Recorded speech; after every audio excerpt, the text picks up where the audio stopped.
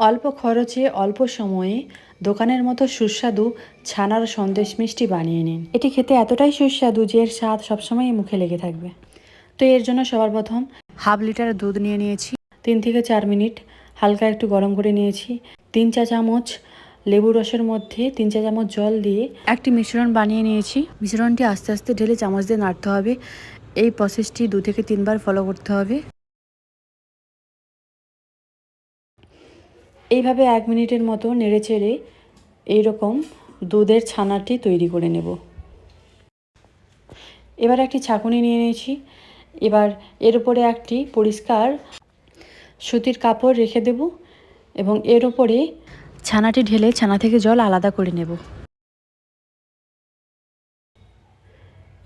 এইভাবে আমরা ছানাকে জল থেকে আলাদা করে নিয়ে এর উপরে সামান্য ঠান্ডা জল ঢেলে ঠান্ডা জল দিয়ে ভালো করে ধুয়ে নেব, যাতে আমরা যে লেবু রসটি দিয়েছিলাম তার টক এর মধ্যে না থাকে। এবার এইভাবে ভালো করে ধুয়ে নিয়ে কাপড়টিকে মুড়ে নেব। এইভাবে নিংড়ে সমস্ত জল বার করে দিতে হবে। এইভাবে 1 থেকে 2 মিনিট ভালো করে নিংড়িয়ে সমস্ত জল বার করে দিয়ে আমরা ছানাটি নিয়ে নেব। একটি প্লেটে ছানাটি নিয়ে নিলাম। এবার ছানাকে এইভাবে হাতের সাহায্যে আমরা ভালো করে মিশিয়ে নেব। হাতের তালুর সাহায্যে এইভাবে আমরা ছানাকে মিহি করে নেব। এইভাবে 3 থেকে 4 মিনিট ছানাকে ভালো করে হাতের তালুর সাহায্যে মিহি করে নেব। এইভাবে বারবার আমরা হাতের তালুর সাহায্যে ছানাটিকে মিহি করে নেব। কিছু সময় পরে দেখবেন যে এই রকম ছানাটি একেবারে সুন্দরভাবে মিহি হয়ে গিয়েছে এবং সেই সময় আমরা একটি কড়াই নিয়ে নেব 1 কাপ দুধ এবং তার মধ্যে ছানাটি দিয়ে দিলাম এবং এর মধ্যে দিয়ে দেব একটি এলাচ। এবার ভালোভাবে কিছু সময় রান্না করতে থাকব। এখন আমরা এর মধ্যে দিয়ে দেব স্বাদ মতো চিনি। আমি এখানে হাফ কাপ চিনি ব্যবহার করেছি, আপনি আপনার স্বাদ অনুযায়ী চিনি ব্যবহার করবেন।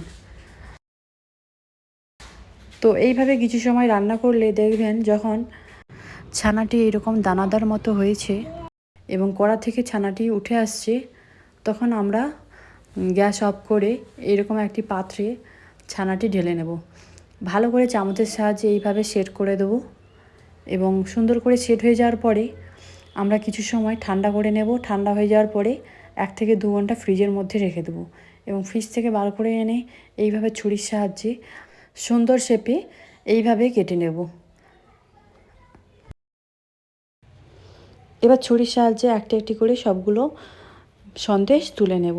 এই সন্দেশ খেতে এতটাই সুস্বাদু যে একবার খেলে ইচ্ছা হবে যে বারবার তৈরি করে খায়।